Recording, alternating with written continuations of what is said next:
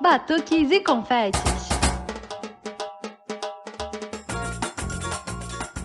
Bom, gente, estamos de volta com Batuques e Confetes, né? Depois de 15 dias. E hoje a gente tá ali naquela vibe de carnaval de rua que eu adoro, né? Dos blocos. A gente está recebendo o jornalista e pesquisador Thiago Ribeiro, que está lançando o livro. Ó, tô lendo aqui, não é mentira. Ainda tô no iniciozinho, mas tô amando. O livro Os Blocos do Carnaval Carioca. O que são, o que dizem que são, o que podem ser, o que não são mais, pois já foram. Agora saiu, hein, Thiago? Tudo bem? Tudo bem. Como é que vocês estão? Eu tô bem. Tudo bem, Thiago. Thiago, você passou aqui no iniciozinho do podcast, né? Você estava no processo do livro, da pesquisa. Eu queria te perguntar como é que foram esses anos de doutorado para escrever o Eu livro. tô tentando lembrar até quando que foi, né? Que eu vim aqui, acho que foi 2021, talvez. Acho que foi pandemia. Acho que foi finalzinho da pandemia. Acho que já estava naquele processo saindo, mas a gente ainda estava meio naquele vai, não vai, né? Foi um longo processo, né? Até devido à pandemia, o meu doutorado ele teve que se estender por um tempo a mais, até por conta, né, bibliotecas fechadas, enfim, N questões, não só pelo fato também de não ter havido carnaval durante um ano também, né? Embora a minha tese, né, minha pesquisa que desdobrou no livro, ela não é exclusivamente do tempo atual, né? Ela pega a história toda dos blocos de carnaval do Rio de Janeiro. Ainda assim, é na rua, é no viver o carnaval que eu vou percebendo questões que eu fico, nossa, isso eu posso pensar não só agora, mas pensar lá atrás também. Então, senti falta também durante um tempo, né, aquele período que a gente viveu sem carnaval, de relembrar algumas questões que a gente percebe mais no dia a dia da vivência mesmo, né? Mas, para além dos 5 anos de doutorado, ainda teve mais um ano de processo do livro, né? Que logo que eu acabei o doutorado, surgiu um concurso cultural da editora Multifoco, em que eles iam escolher alguns trabalhos dentro de um concurso chamado Publique Sem Pagar, né? Então, eles investem em pesquisas, né? Financiam o lançamento do livro, a publicação do livro e o lançamento. Aí eu resolvi concorrer. E aí, depois de aprovado, é o processo de transformar a tese no livro, né? Não é simplesmente copiar e colar. Eu já tive essa preocupação também durante... tive uma certa facilidade que durante o processo de feitura da tese, eu já imaginava que ela ia ganhar uma importância, assim. Eu queria também que ela fosse muito lida. Então, eu já escrevi, mesmo sendo um trabalho acadêmico, pensando muito na fluência do texto. Sou jornalista também, né? Então, isso ajuda. Ajuda muito, né, na feitura do texto. E, para além disso também, né, das diferenças de uma tese para um livro, também passou um ano, né? E em um ano aconteceu coisas importantes que eu precisava também pontuar no livro também, né? Então foi um processo de ficar alguns meses sem olhar a tese. Depois de aprovado o concurso cultural, foi a vez de reler e rever coisas também que enquanto você está no doutorado, você está olhando todo dia para a tese, e aí tem hora que você já vai ficando cego, né? Você já não vê mais algumas questões.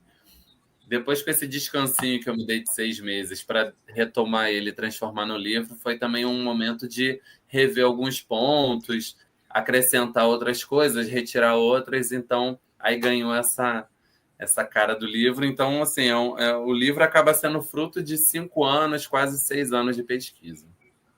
Não, e você falou, Thiago, sobre essa coisa de deixar o texto parado, assim, né? Que você, né, teve esse momento, assim, não foi, né? A tese, tudo, né? Eu escrevo ficção, né? Então eu digo que quando a gente deixa o texto guardado, a gente está quarando o texto, né? Vendo aí se está dando tudo certo, tudo. Porque você precisa realmente desse afastamento, assim, sabe? Isso ajuda bastante, assim. Sempre que eu faço, assim, eu participo de concursos culturais, assim, de contos, essas coisas assim, eu sempre tento escrever o texto o mais rápido possível para ter bastante tempo para ele ficar aquarando, fazer várias versões dele, porque eu acho que esse distanciamento dá uma ajuda, né? Você começa a ver outra perspectiva, né, daquele teu texto ali, né? Com certeza.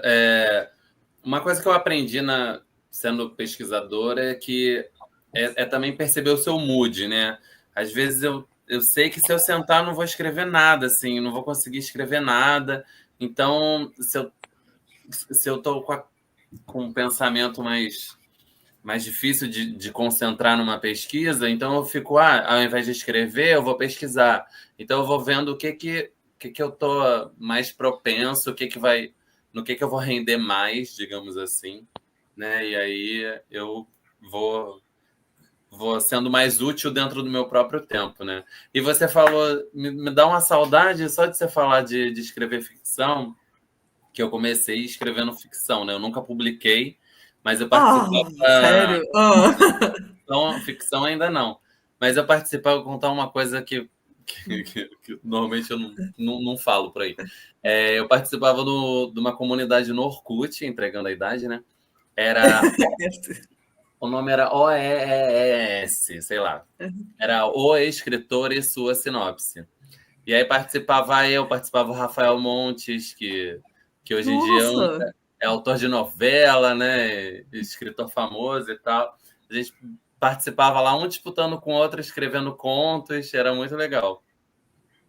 Pô, maneiro isso, bem maneiro. Assim. Eu adoro escrever. A gente vai voltar para o negócio, mas aproveitar. Eu adoro escrever sinopse. Eu participava de uma comunidade no Facebook, e aí eu teve uma época que eu ficava assim, fazia sinopse para as pessoas. A pessoa, minha história é sobre isso, eu não consigo. Eu falei, começa a fazer frases, não sei o que, aí o pessoal, nossa, ficou maravilhoso. Cara, eu adorava fazer sinopse. Eu até uma época falava, você tem que cobrar, porque, tipo, dá um trabalho fazer isso, tudo. Sim. Mas é bem legal. E essas comunidades ajudam, né? Essa troca, assim, né? Muito. Eu acho que é bem legal. Eu sou professor de pós-graduação de História do Carnaval, né?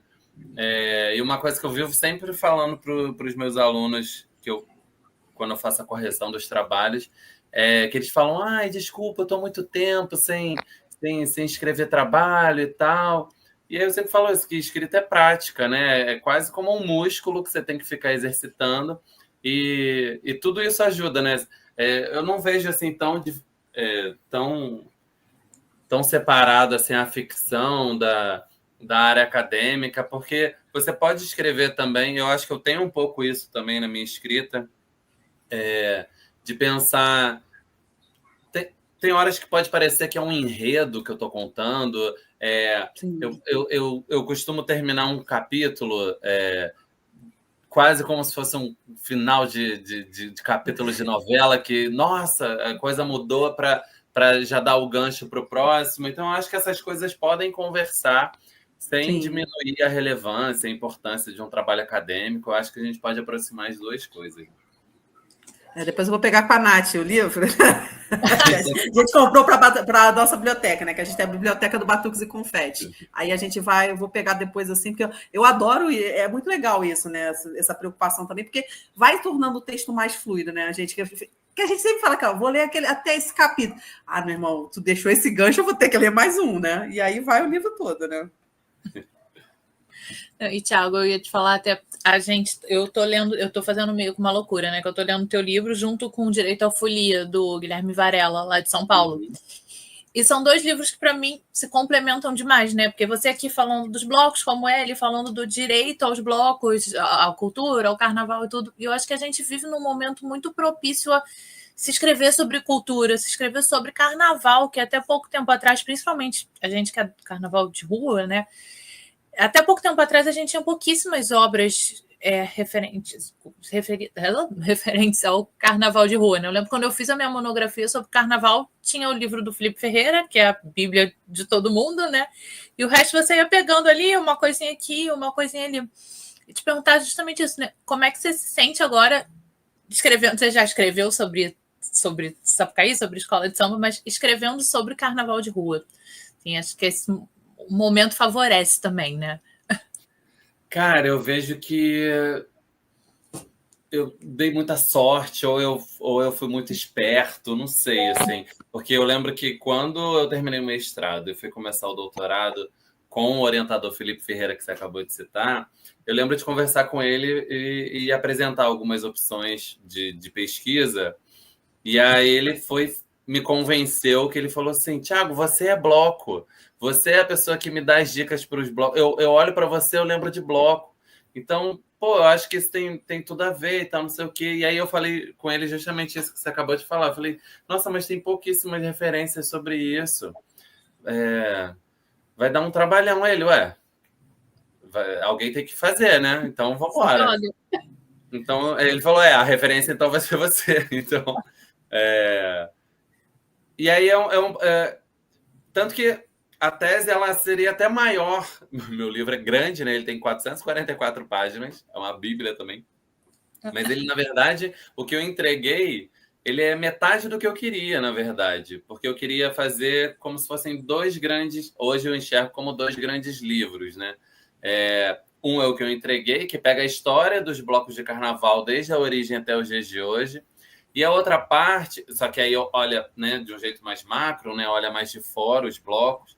Claro que cita alguns com um aprofundamento um pouco maior, mas é sempre um olhar mais pelo coletivo, pelo que a terminologia bloco significa a cada época, né? E de como essa terminologia essa disputa pelo significado do que um bloco de carnaval pode ser, vai resultando em novos tipos de blocos, né? Então, blocos de surge, bloco das repartições públicas, blocos de embalo, bloco de empolgação, bloco de enredo, bloco de rua, tudo isso vai surgindo do que antes era só bloco, né?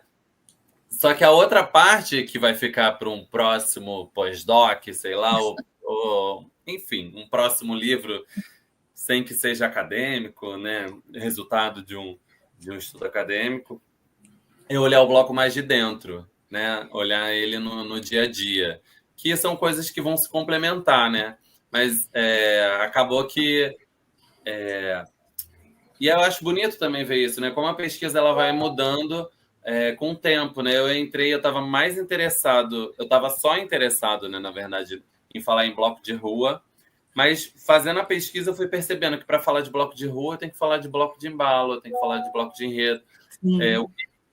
Para eu falar de um, eu tenho que falar o que ele não é. Então, eu tenho que falar dos outros tipos também. E de como eles estão se comunicando também, né? Eu acho que o meu livro ele é muito pautado numa crítica que eu tenho à historiografia carnavalesca, que muitas das vezes, por exemplo, quando vai se falar de escola de samba, se fala só ela por ela mesma.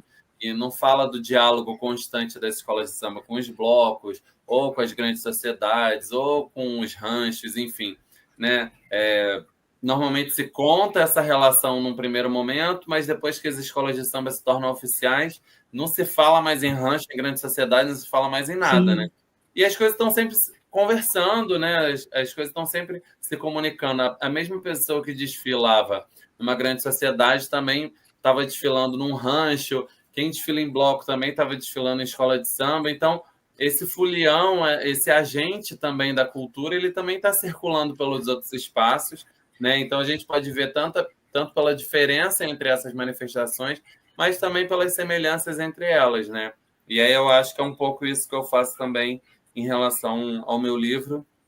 E cada hora que eu vou falar de um tipo de bloco, eu acabo percebendo uma relação mais próxima de algum tipo de bloco com outra manifestação carnavalesca, né? Os blocos de enredo, eles lembram bastante as escolas de samba, os blocos das repartições públicas dialogavam muito com as grandes sociedades, os primeiros blocos que participam de concursos oficiais dialogavam muito com os ranchos, os blocos de rua hoje conversam muito com o universo das festas também. Então, a gente consegue, somando essas coisas, e isso não diminui a importância de nenhuma dessas manifestações, né? A gente não precisa só ver ela por ela mesma para valorizar ela. Não, a gente pode complexificar mais, né? Enfim. E aqui no Rio a gente vive um lugar que o bloco complementa tudo quase, né? Hoje em dia, antes de começar a gravar, a gente estava falando do show da Lady Gaga. Antes do show da Lady Gaga, teve um cortejo, a pizza da Gaga, né? E depois também. Teve antes e teve depois. Você foi algum deles? Nesse não. Nesse ano não, porque eu estava já com o horário meio contado. não queria chegar tão cedo para não ficar tão cansado, e também eu já queria sair antes da multidão ficar impraticável, como acabou ficando. Mas dessa vez eu não fui, não, mas eu adoro esses blocos de ocasião, sei lá, não tem exatamente um termo cunhado, né? Pode falar em bloco factual, né? Sei lá, essa mania que a gente tem do carioca de transformar tudo em festa, né? Então tem o Halloween, aí faz o bloco win. Tem o Natal, faz o jingle bloco. Tem o Réveillon, faz o cortejo da virada. Então a gente está sempre achando um jeito de viver os blocos de carnaval, porque eles se tornaram uma espécie de estilo de vida, né? Tudo da bloco, né?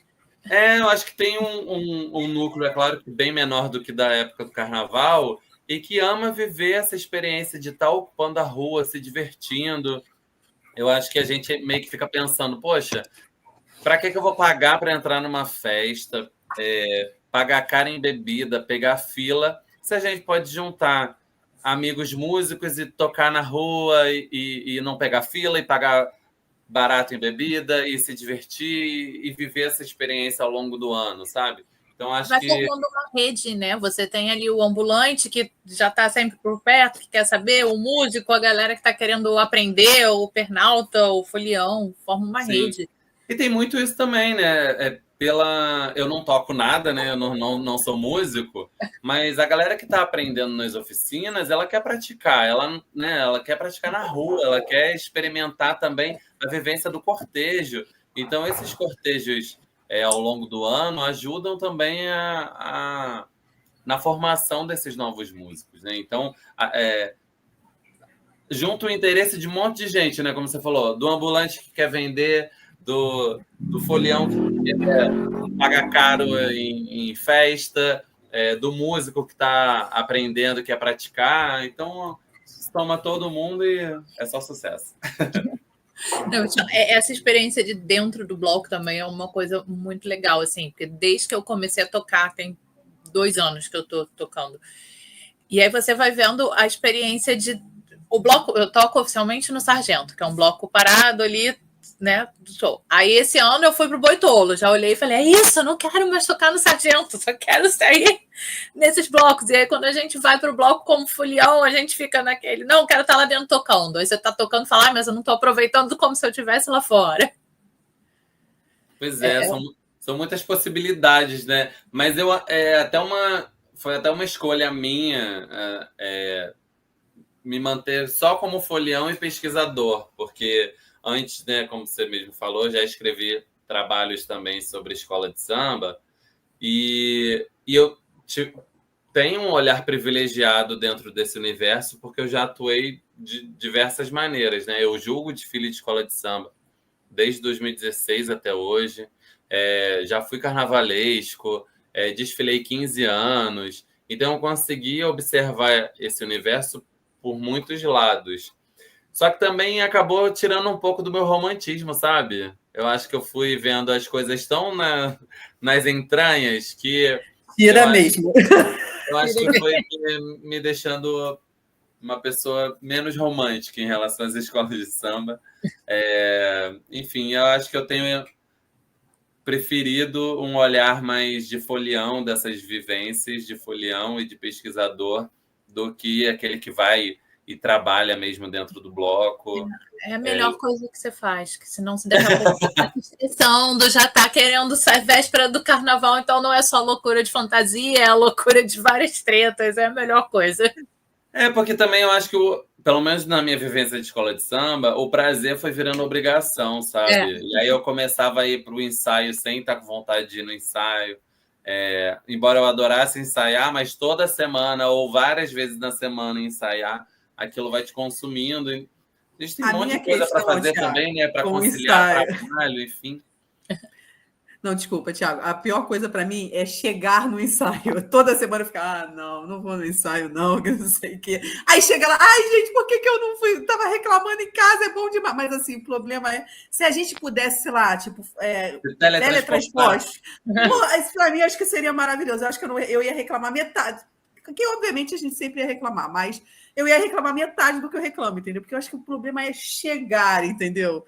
quando você tá lá, eu acho que rola, assim, sabe? Mas Sim. eu também acho que essa coisa de você viver muito dentro, assim, por exemplo, os meus pais são trabalhadores da folia, né? Minha mãe já é falecida, mas meu pai continua, assim. E, cara, esses compromissos, tem que entregar, meu Deus, o cabelo não chega, não costura, cadê não sei o que e tal, que né, meu pai faz peruca, tudo.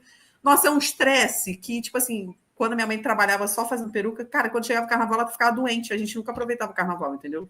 Então, acho que tem essa coisa, você tem que saber jogar, né, no caso das escolas de samba, para você ficar num equilíbrio, entendeu? Senão é uma loucura. E eu acho que também a galera do bloco também, assim, a gente conversou com o Silvio do Não Monogamia no último episódio, ele falou que ele toca, né, ele é da organização do Não Monogamia, né, fundador, tudo, mas ele não deixa de tirar aquele lugar dele de folião, né? Eu acho que é importante isso, assim, sabe? Porque também tem que ter esse lugar de prazer, de alegria, né? Que é o carnaval, né?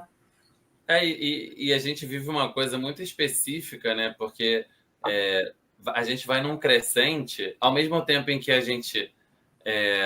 o carnaval ainda está chegando, parece que a gente está se despedindo dele. Sim. O ápice é o Então, final, né? então a gente vai. E aí chega no carnaval mesmo, e aí esse carnaval mesmo, eu não consegui me dedicar em fantasia, aí eu fico sempre, o tanto de coisa que eu queria ter feito também, mas você vai se envolvendo em tanta coisa, né? Eu estava na função muito prazerosa de lançar o livro, mas demandou um trabalho maior, né, esse ano. Enfim, os vídeos também que eu costumo gravar falando de carnaval também.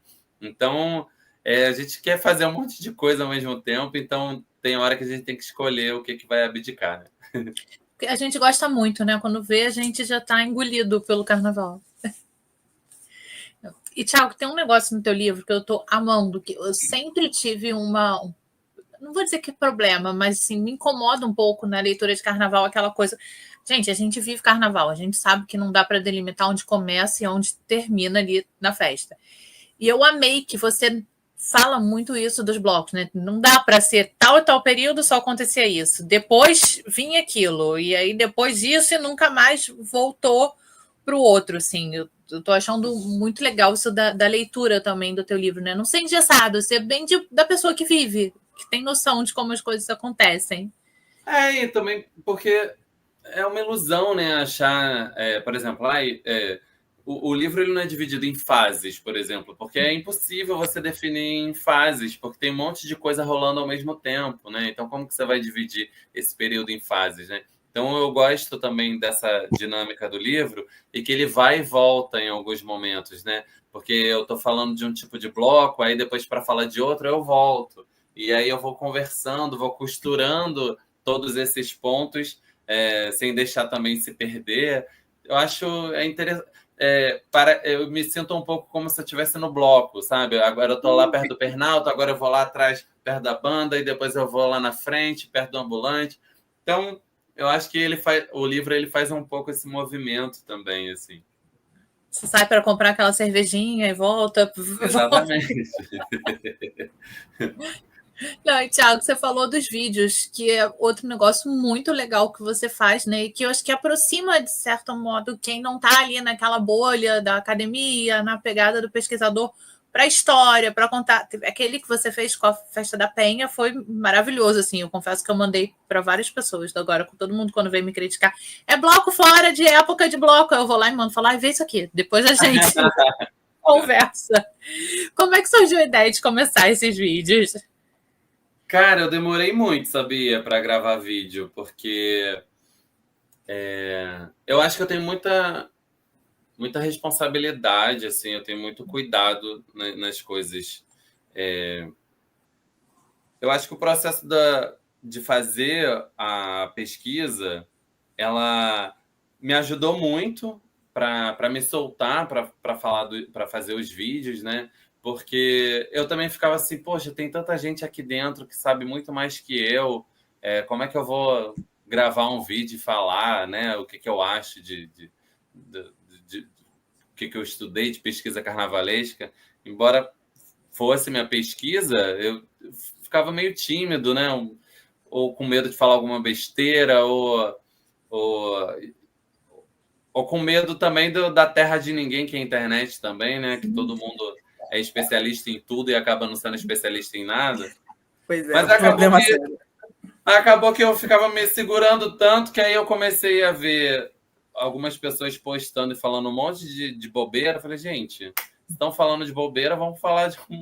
Vamos falar sério. Pelo menos eu sei um pouquinho. Não sou o sabichão, não, mas eu sei um pouquinho. Mas era um pouco isso, assim, medo de parecer o sabichão também, sabe? É porque eu acho que, assim, a pesquisa, eu acho até curioso, assim, às vezes me perguntam, como é que é? Agora eu estou no pós-doc, né? Como é que é mestrado, doutorado, pós-doc? Como é que é a importância de título? Para mim não tem nada a ver com título, tem a ver com eu fazer o que eu amo fazer, sabe? Então é um prazer tão grande estudar que é um meio em si mesmo, né? Então o mestrado não era pensando em virar professor, era porque eu queria fazer o mestrado, queria fazer a pesquisa. Então isso já era um prazer muito grande para mim. E aí eu resolvi começar a gravar os vídeos, e aí é legal também eu ver como eu fui aprendendo também, né? Acho que vocês passam por isso também, né? De a câmera é melhor de um jeito, melhor do outro, bota a legenda, não bota a legenda. E a gente volta nos primeiros e fica, meu Deus, a gente faz... O Belarte me chamou para participar de uma aula dele. Ele falou, eu quero que você fale dos seus vídeos. E aí eu fui montar um slide, fui meio que fazer uma retrospectiva e eu fiquei assim, gente... Aí eu fiquei nos vídeos antigos e falava, gente, olha só que loucura. E aí é bom que a gente vai aprendendo, né? Enfim, eu tinha muita dificuldade, por exemplo, em fazer vídeo curto, porque eu falava, gente... Pô, eu tô estudando isso, vou falar um negócio de 1 minuto e meio. Desculpa, não ouvi antes. A gente é jornalista, né? A gente não sabe falar pouco. Pois é porque eu falar pouco pra gente, parece que a gente não tá falando nada, parece que a gente tá falando amenidade. E aí eu ficava, não, pô, eu pesquiso isso, eu tenho que falar mais aprofundadamente, isso demanda tempo. E aí vinha o Instagram, se seu vídeo for mais de 1 minuto e meio, a gente vai entregar menos. Aí você fica, tá, então eu vou tentar... E aí era uma batalha, né? E aí, como eu falei, a mesma coisa do texto é um exercício, o gravar vídeo também foi virando um exercício. E aí eu acho que esse ano eu consegui achar bem a mão, assim, para fazer vídeos curtos, que eu não costumava fazer. Mas também ver que não tem fórmula, né? Não quer dizer que fazer um vídeo curto vai ter mais alcance que o outro. Eu lembro que anos atrás eu fiz um vídeo de 9 minutos e ele foi durante muito tempo o meu vídeo mais assistido. Então eu acho que tem a ver também qual é o tema, que hora que você posta, que dia da semana que você posta. São tantas questões, né? O burburinho da época, o que tá bombando com a polêmica, né? Pois é. Esse, inclusive, que você citou, rolou uma polêmica. Foi a primeira vez que eu... Até demorou, né? A vir hater e tal. Mas eu acho que é saudável, assim. Eu nunca... Isso eu gosto de bater no peito, assim. Eu nunca me mostrei como o dono da verdade, assim. Os meus vídeos sempre foram uma oportunidade, assim, que eu encontrava de puxar às vezes de uma grande questão, pequenas questões que a gente consegue se aprofundar, né? Ou trazer para discussão, né? Nunca foi, olha, a verdade absoluta é essa aqui. Mas eu acho que sempre foi um jeito de, vamos tentar ver por um jeito diferente? Será que a gente não está com preconceito? Ou será que a gente não é muito tradicionalista e não percebe? Então, eu sempre tento pegar alguma coisa para...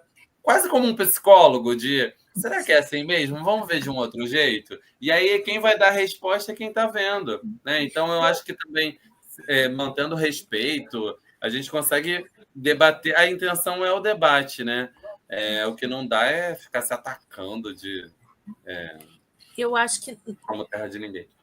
No carnaval a gente vive muito isso, né? Que todo mundo bota uma banca de desconstruído, de isso, aquilo, e muita gente é muito tradicionalista com uma capa assim de eu sou desconstruída, eu gosto de carnaval, mas não pode dar um passinho pro lado do que acha, um passinho. E eu antigamente, assim, antes do podcast, talvez, não sei se antes e tal, mas eu achava que isso era muito ligado às escolas de samba. Não, pessoal de escola de samba que é mais tradicionalismo. E vivendo carnaval de rua, estudando carnaval de rua, a gente vê que aqui também é. Que, eu fui tocar no Sargento Pimenta, não fui para o Sargento por causa de... Amo Beatles, mas fui para o Sargento por causa da metodologia de ensino, de uns amigos que já tocavam lá e tal. E outro dia eu escutei que o Sargento é o sambô do carnaval. Eu falei, meu Deus, gente. Mas é isso. Você deu um passo para o lado. Não, esse aí não presta, não. É o sambô do carnaval. Mas essa percepção é a mesma que eu tive, assim. Mestrado, estudei escola de samba. Então, quando eu migrei para estudar bloco, eu comecei com essa ideia de... a gente com escola de samba é muito mais tradicional e tal, com bloco não. E aí na pesquisa eu fui vendo como a gente é tradicional, assim.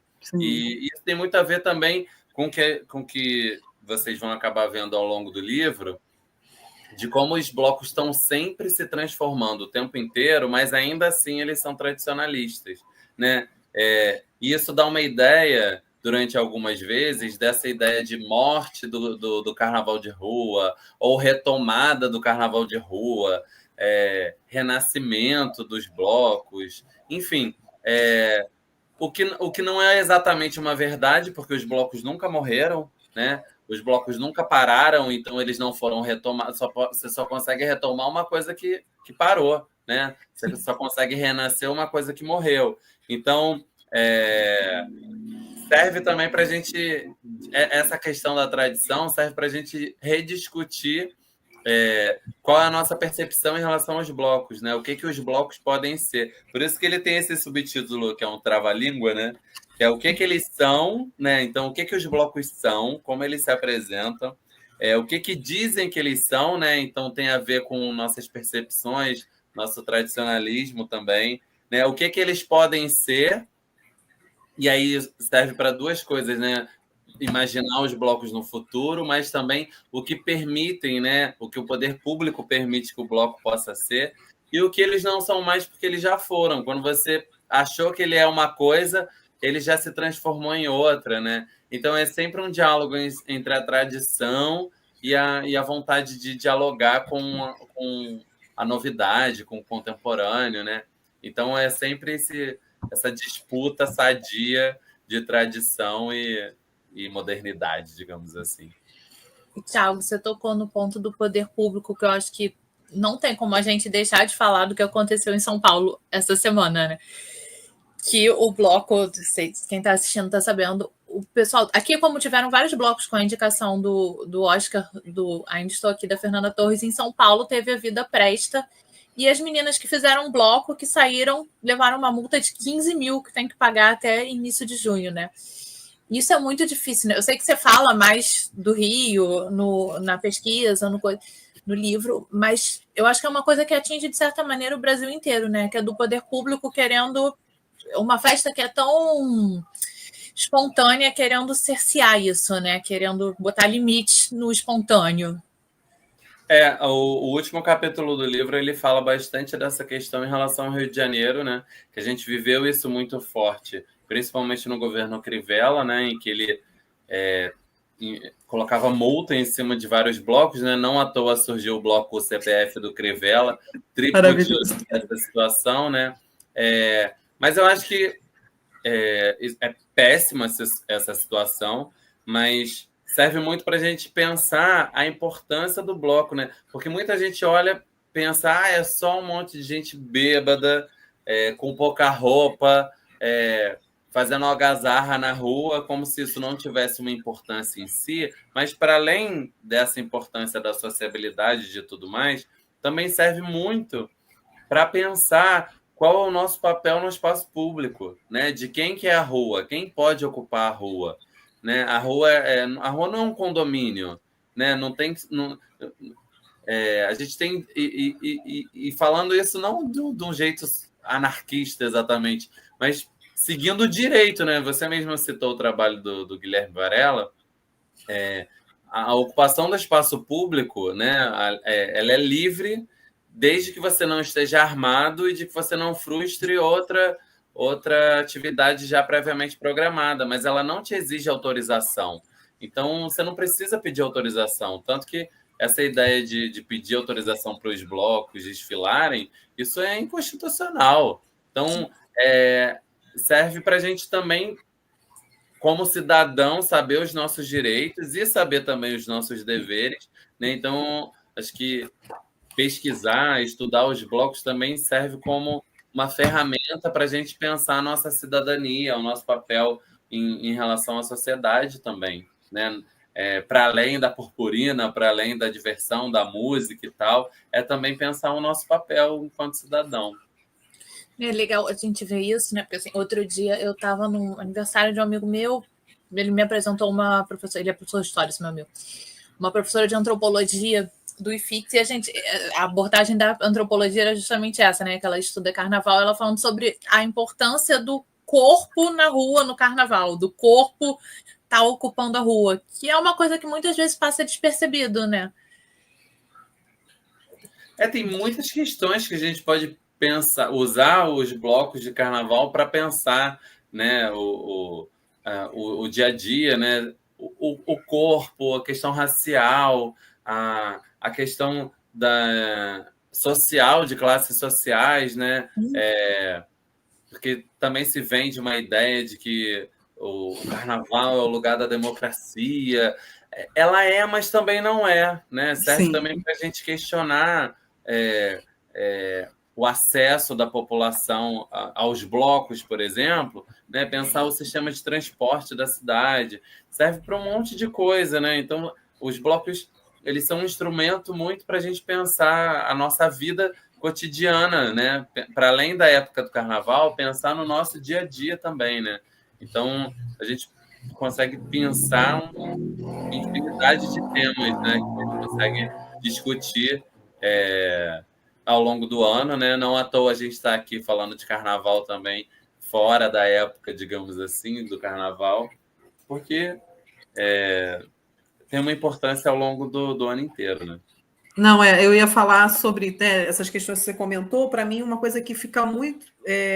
Que sempre que a gente bate papo, né? Eu fico pensando muito sobre essa questão do acesso à música, né? Como assim, a gente porque eu sou professora, né? Então tem aquele olhar de colégio, essas coisas. Como não tem esse acesso à música em maioria das escolas, tudo, e as pessoas adultas vão procurar, entendeu? Aprender música, né? E como eu acho que isso é muito. O Belar, quando passou aqui, eu acho que comentou isso, amiga, não tenho certeza, mas acho que foi ele.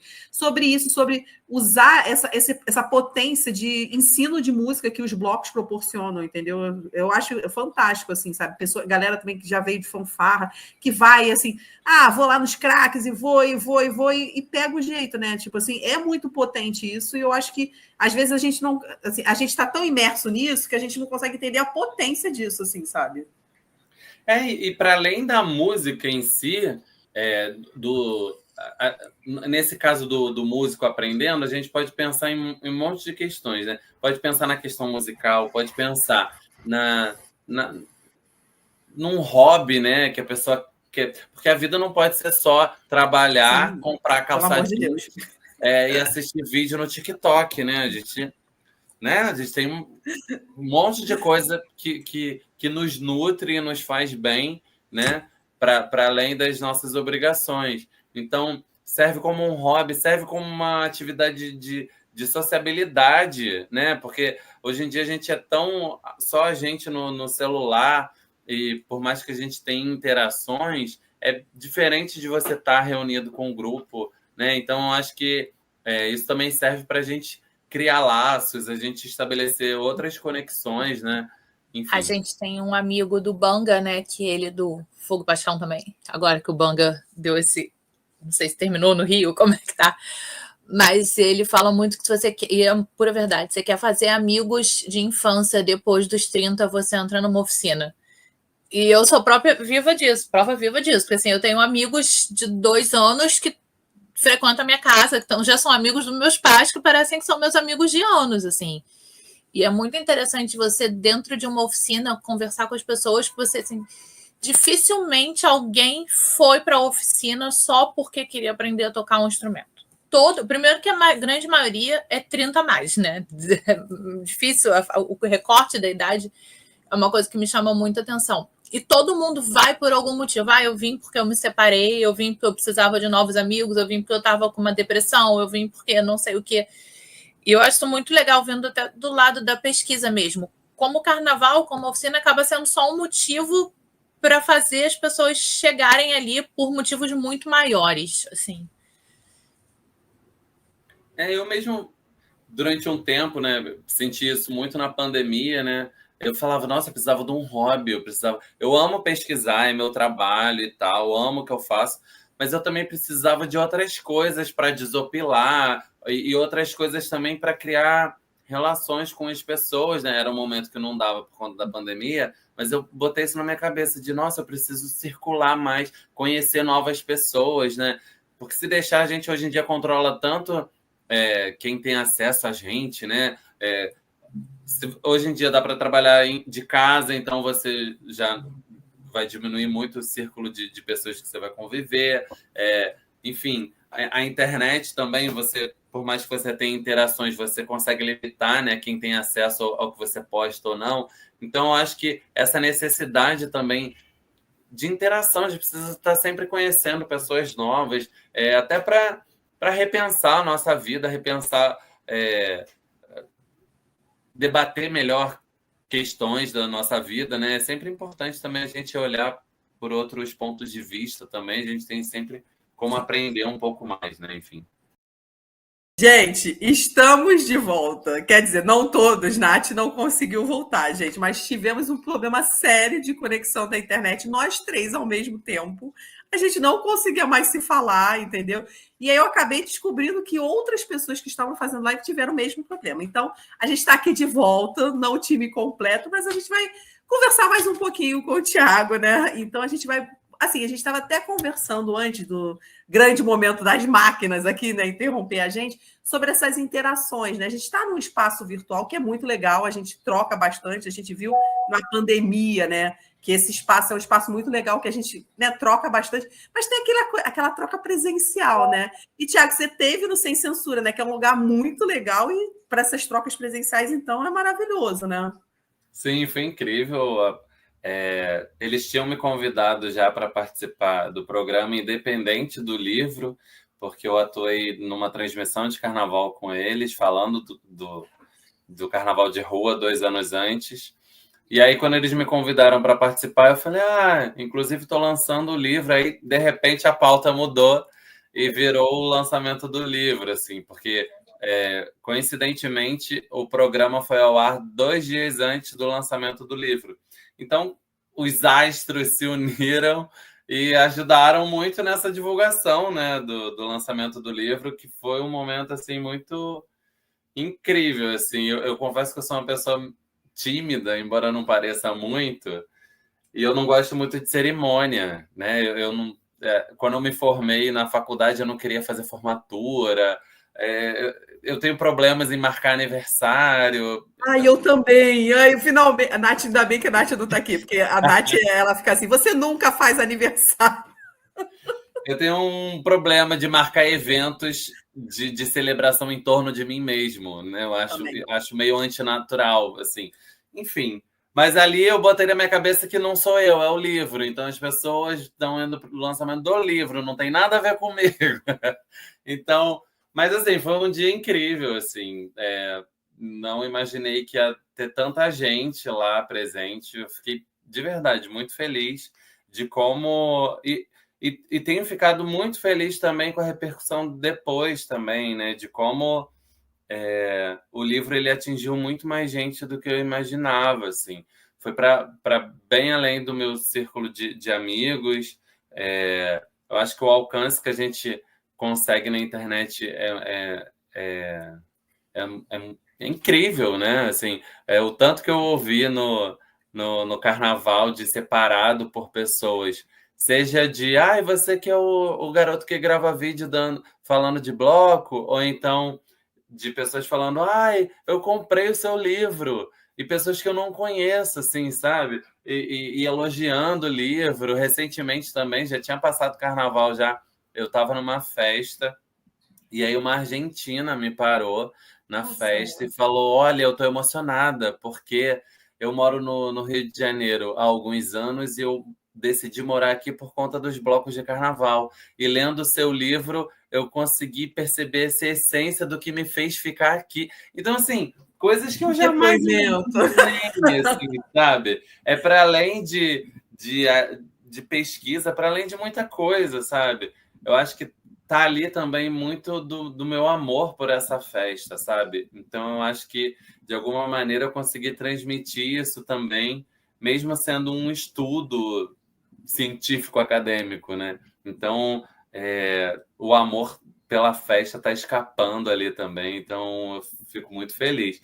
Mas voltando à sua pergunta do Sem Censura, para além da visibilidade, né, do que o programa traz, eu acho que foi uma experiência também desafiadora, né, porque foi uma entrevista longa, mais de meia hora, e também de troca com o Gregório do Vivier e com os outros participantes da mesa também, e de como a gente conseguiu debater de verdade, né? Não só falar das maravilhas dos blocos de carnaval, mas também dos problemas que a gente juntos conseguimos resolver, os direitos que os blocos têm, que a gente também consegue cobrar com o poder público, enfim, acho que foi uma experiência muito enriquecedora. Não, e eu acho que é isso, né? A gente trocar muito, né? Assim, sabe? Pô, esse depoimento de você encontrar as pessoas na rua, assim, né? Você vê que, tipo assim, cara, aquilo tempo todo que eu tava ali sozinho, estudando, pesquisando, não sei o quê. E aí aquilo se transforma. Cara, esse depoimento dessa Argentina, pô, sei lá, dá um quentinho no meu coração. E olha que eu não escrevi o livro, mas assim, é sobre isso, né? Sobre como o teu estudo reverberou nas outras pessoas, né? Que elas se reconheceram ali, né? Isso deve ter sido fantástico, né? Cara, isso é muito incrível. E para além de qualquer coisa de ego, não é disso que eu estou falando. Eu estou falando da alegria do trabalho ser lido, né? Porque tantos trabalhos incríveis são realizados academicamente e que acabam não circulando, né? Tem tanto conhecimento que as pessoas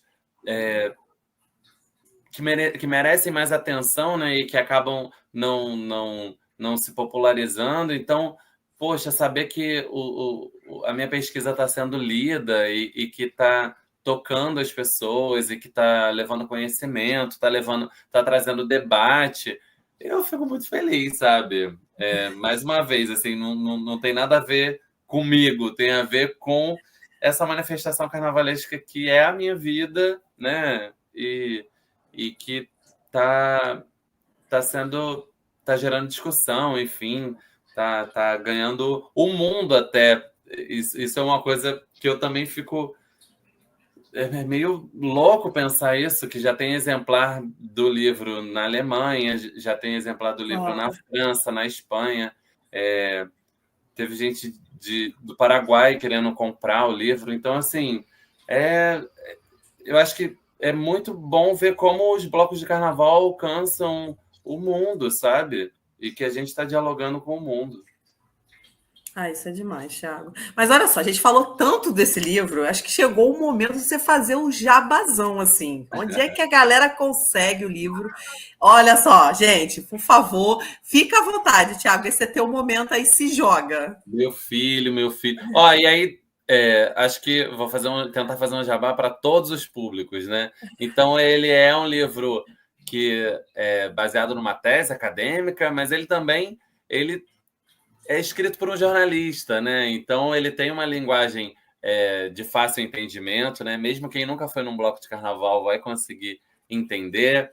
Ele é um livro grande, tem bastante texto, mas você também consegue ler os capítulos de forma independente também, vai conseguir entender de acordo com o tema que vai te interessar mais, né? Tem capítulos separados, por exemplo, por cada tipo de bloco, né? Então tem capítulo de bloco de sujo, capítulo de bloco de enredo, capítulo de bloco de embalo, capítulo de bloco de rua.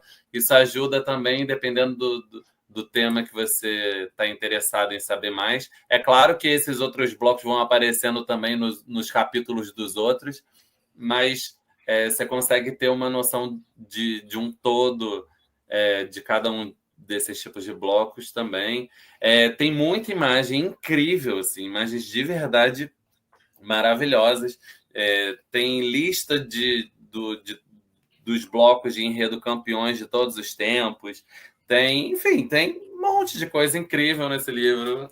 Meu filho, que, enfim, e que ele pode ser encontrado de duas maneiras, né? Pode ser comprado no site da editora Multifoco, né? Então, que é a que publicou o livro, é só procurar então os blocos do Carnaval Carioca no site da editora Multifoco. E também pode ser comprado diretamente comigo pela minha página do Instagram, falar comigo, thiago.ri, que eu tenho alguns exemplares. Se a pessoa não quiser pagar frete, pode retirar o livro na Tijuca, no bairro da Tijuca, onde eu moro. Ou então eu posso mandar também pelo correio para o Brasil inteiro com uma taxa de R$15. Então, para quem quiser do Brasil inteiro, e o livro custa R$ 69,90. Então é isso. Você fez o jabá completo, gente. Olha, eu já estou esperando, né? Que ele tá com o meu da nossa biblioteca do Batuques e Confetes, está com a Nath. Nath está lendo com calma, tudo. Depois ela vai me passar, a gente vai tudo. E depois eu te falo, assim, eu já tinha lido algum, acho que foi artigos seus da outra vez que você veio, tudo, assim. Gosto muito da sua escrita, então tô super animada para ler esse livro também, Thiago. Eu acho que é muito importante mesmo, entendeu? Olha só, gente. Umas fotos, assim, tem vários blocos que aparecem. Esse aqui é o Amores Líquidos, enquanto um carro de polícia passa durante o bloco. Tem o Fogo e Paixão, a galera lá no monumento da praça. Enfim, tem um monte de foto incrível também. Já fiz acabar. É isso. Thiago, olha, agora eu queria te agradecer, né, desse bate-papo, tudo. Acho que é muito legal, assim, né? A gente, né, conversou lá atrás, você vinha aqui trazer, né, toda essa trajetória, né, que gerou esse livro, tudo isso é muito legal, tudo. Espero que a gente se esbarre mais pessoalmente, né? Porque, né, a gente está muito no online, assim, a gente precisa mais de interações reais, assim, tomar uma cerveja, enfim, né? Exatamente. Vamos botar o discurso que a gente teve aqui em prática também e se encontrar mais, né? Com certeza. Se me levar lá para ser baiana também, igual você. Olha, Na Intendente pode. Da Intendente pode, por favor, entendeu? Basicamente, estou lá, enfim, né? É aquela coisa, a gente vai se esbarrando e qualquer coisa, se quiser ser baiana, pode só me mandar mensagem, entendeu? Que eu estou sempre lá, Intendente. No pré-carnaval eu vou mais nos blocos, assim, no carnaval realmente que eu faço uma maratona, aí fica mais complicado, assim, sabe? Esse ano. Segunda mensagem do pré-carnaval, a gente combina. Isso. Eu fico o dia inteiro na rua. Assim, eu saio. Eu já vi, eu acompanho. 9 da manhã e volto 9 da noite no dia seguinte também, 12 horas em bloco, sábado e domingo. Tem que ter disposição. Não, com certeza. Então a gente vai se falando. Obrigada mesmo, Thiago. E a gente se vê por aí, beleza? Com certeza. Eu agradeço mais uma vez o convite, o interesse de vocês pelo meu livro, pela minha trajetória. É um prazer estar aqui conversando com vocês sobre a coisa que eu mais amo na vida, né? E que vocês também, imagino. É por isso que estamos nessa, né? Galera, gente, a gente volta daqui a 15 dias com o próximo episódio, né? E só para pedir desculpa para vocês, mas a Nath não conseguiu estar nesse encerramento, mas daqui a 15 dias a gente está de volta, gente. Beijão! Beijo!